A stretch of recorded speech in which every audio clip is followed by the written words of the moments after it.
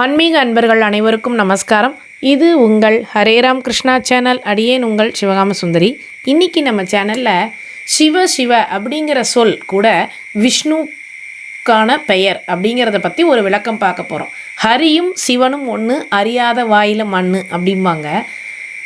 ஸ்ரீ விஷ்ணு சகஸ்ரநாமத்தில் எடுத்துக்கிட்டோன்னா சிவ மகேஸ்வர, மகாதேவ, தேவேச அதாவது தேவ ஈஸ்வர, ருத்ரோ பிரபுரீஸ்வர அதாவது பிரபு ஈஸ்வர அப்படிங்கிற வார்த்தைகள்லாம் நம்ம பார்த்துருப்போம்.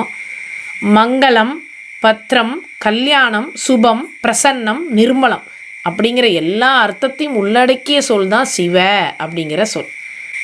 தன்மே மனக சிவ சங்கல்பமஸ்து, என்னுடைய மனது கண்ட சிந்தனைகள் கொள்ளாமல் நிர்மலமாக மங்களமாக ஆகட்டும் அப்படின்னு யஜுர்வேதத்தில் ஒரு வாக்கியமே இருக்குது. ஸ்ரீதர ஐயாவாள் வாழ்ந்த சமகாலத்தில் அடுத்த தெருவில் காஞ்சி மடாதிபதியாக போதேந்திரால் இருந்தார். ராமநாமத்தை பிரச்சாரம் செய்தார்.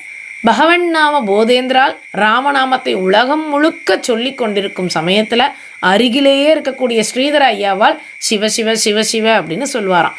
இருவரும் மகாத்மாக்கள். ஸ்ரீதர ஐயாவால் சாக்சாத் சிவபெருமான் அம்சம்னே சொல்லுவாங்க.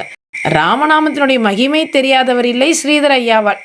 ஆனால் ஸ்ரீதர ஐயாவாள்கிட்ட கேட்டால் வாயை திறந்தால் சிவசிவ என்று தான் வருகிறது அப்படின்னு சொல்லுவாராம். பகவானுடைய நாம உபதேசம் பெறுவதாக தான் சாதாரண ஜனங்கள் நினைக்கிறோம். ஆனால் பகவன் நாமம் தான் உண்மையில் நம்மை பிடிக்கிறது.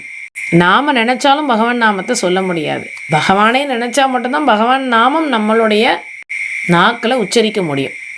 சிலரை ராமநாமம் பிடிக்குது, சிலரை சிவநாமம் பிடிக்குது, சிலரை அஷ்டாட்சரம் அஷ்டாட்சரம் பிடிச்சிக்குது.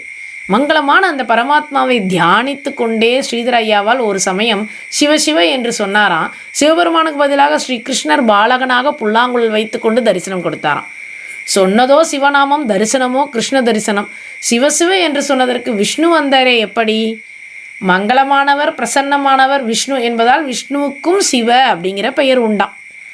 1000 விஷ்ணு நாமத்தில், விஷ்ணு சகஸ்ரநாமங்கிறதே 1000 விஷ்ணுவினுடைய நாமம்னு சொல்கிறோம். அந்த 1000 விஷ்ணு நாமத்தில் விஷ்ணுவுக்கு சிவ அப்படிங்கிற பெயரும் ஒன்று.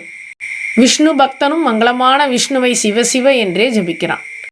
அணிவர்தி நிவிருதாத்மா சம்சக்தா சேமகிருத் சிவக ஸ்ரீவத்ச வக்ஷா ஸ்ரீனிவாச ஸ்ரீபதி ஸ்ரீமதாம் வரக. ராமநாமத்தையும் கிருஷ்ணநாமத்தையும் சிவநாமத்தையும் உச்சரிப்போம், இறைவனடி சேர்வோம். நன்றி, வணக்கம். ஹர ஹர நம பார்வதி பதயே, ஹர ஹர மகாதேவா. ஜானகீகாந்தஸ்மரணம்,